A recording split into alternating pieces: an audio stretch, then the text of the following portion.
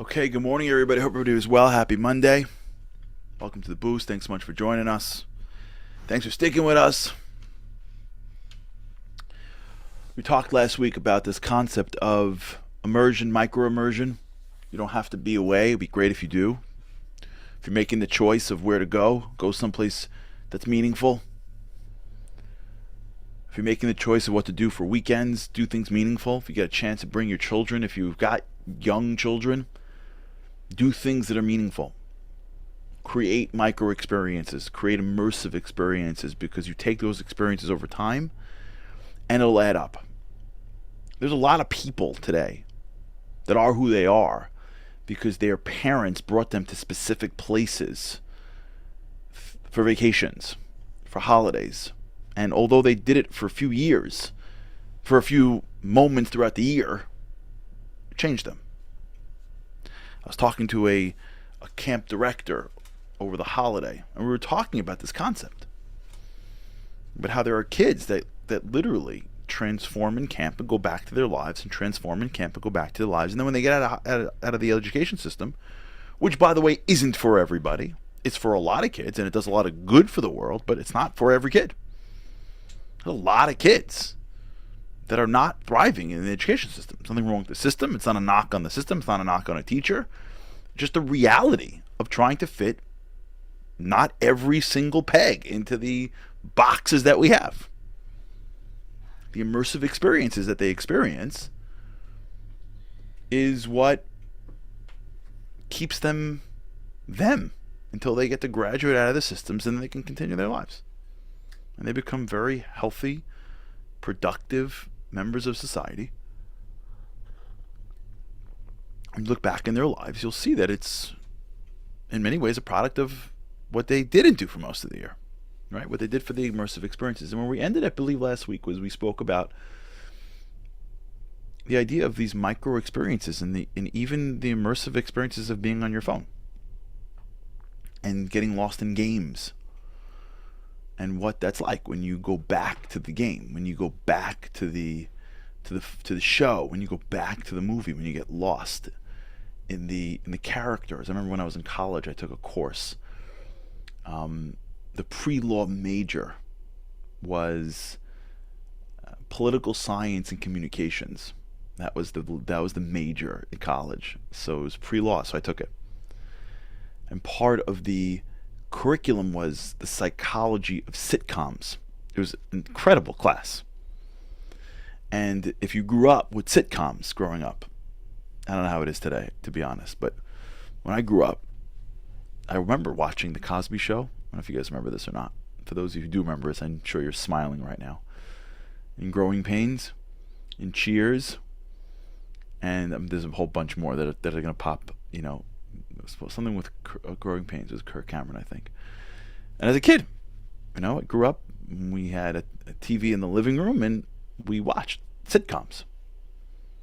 And then ultimately Seinfeld, and there was a few things that came on every week at the same time. That doesn't exist anymore. For those who are watching that are too young to remember those days of where you had a TV in the living room, and your family, I kid you not, my family got around and everyone grabbed a spot on the couch. And at 8 o'clock on Thursday night, we as a family watched The Cosby Show. Again, there are people going, I can't believe it. Yes. And the people are like, what are you even talking about? And there were these sitcoms that peppered throughout the week that was part of your life. So I took a course on this, the Psychology of Sitcoms. And one of the things that the course sort of discussed was that over time, when you watch a character over time, your mind stops seeing them as actors and starts seeing them as in the character. Which is why, again, I don't know how it is now, to be honest. It's been a while since I've done this stuff, but which is why a lot of the actors that I grew up with never became movie stars. Because you're going like, what's Bill Cosby doing as like a Navy SEAL. Like, that's weird. He's Bill Cosby. Shouldn't it be home with the Cosby family? Like, doesn't he have, like, like, I don't get it. Like, what is going on over here? Like, it doesn't make any sense. Like, what's Jerry Seinfeld doing there? Why is he acting like that? Doesn't he have, like, that should he be hanging out with, like, Elaine and, like, Kramer? Like, it doesn't make sense that these are people, because over time, especially then when you watched it in pieces, where you, at the end of the half hour on Thursday, you waited until the next Thursday, it created an immersive experience in which you were in their family, you were in their life. They were a part of your week, and you interacted with them. You didn't speak to them, but you heard them. And these people that are actors, they transformed into being the characters of which you watched for a long time. Forget it. There are people, I don't know how it is now, but when I grew up, there were people who used to watch soap operas every day at like 2 o'clock. They're watching like General Hospital or something, and these characters came on every day at 2 o'clock and kept them company and created lives, and over time they connected to them. What screens do is they take us into an immersive world. And that immersive world, although we're still where we are, our mind goes to that world and connects to those people and thinks about them and worries about them. It's an amazing thing. And if one of them is sick, even though the show's over, you're like, oh my God, I hope they're okay. And if they get into a fight with somebody, you're like, oh my gosh, I hope they make up. And if somebody fails at a goal, you're like, oh my gosh, I can't believe, I hope that they win. When they're playing a game in the screen and your heart is beating because you hope the shot drops, it's hard to remember that the whole thing is just made up, because the screens immerse you.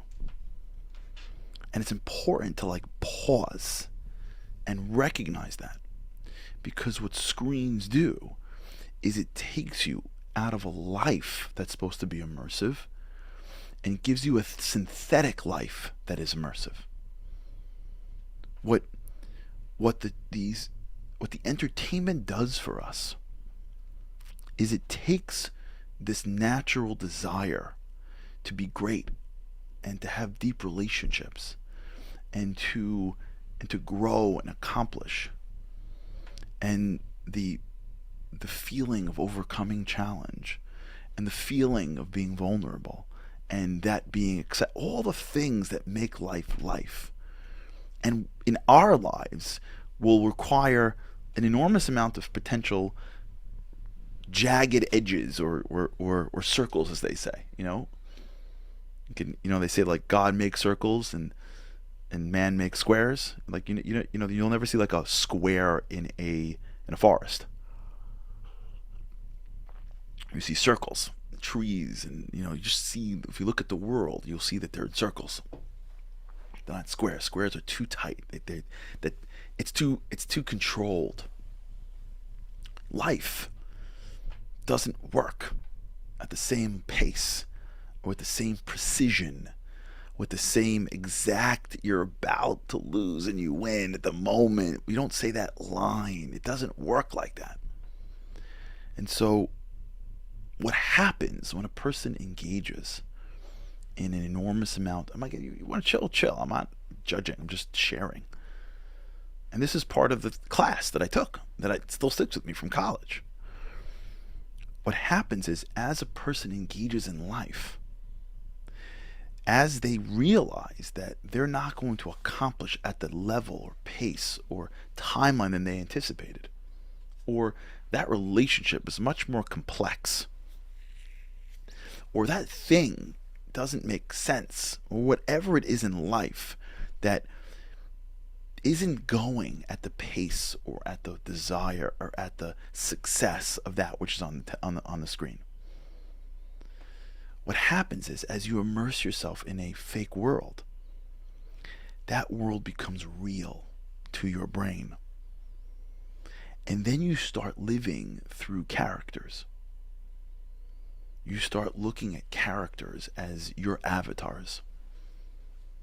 And you start to see them as your representatives, even if you don't realize it. So you want them to win. You need them to win. It bothers you if they're in a fight with their loved one. You watch repeats of the shows because when you turn it on, you feel like you're back with them. That's the whole idea of reruns. Why would you watch an episode again of anything? Because we've connected so much to these fake characters, and they become a part of our lives, that it feels better to watch them again and know what's going to happen than to not watch them at all. And so what happens is the screens become vicarious lives for us. And the screens know it. And the writers behind these characters know it. And the lines are tight. And they know exactly how to make sure that the scene has peaks and valleys. There's dramatic pauses.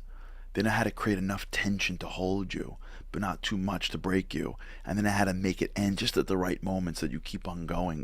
This is science. I will talk about this. I'll pick this up hopefully in the morning. Okay, everybody, think about this.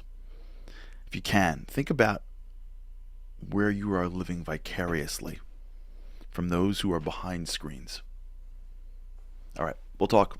Have a great day. With God's help, can't wait to see you again tomorrow. Living on a lifeline, the world doesn't ever seem to change. Looking for the sunshine, but you're caught up in the rain. It's like your eyes are wide open, but you cannot see. You're watching life pass you by like 1, 2, 3. Walking in destruction, the winds of life blur your vision. All the devastation forever feels like you're on the run. It's time. No one else can set you free. You're locked inside, and only you have got the key.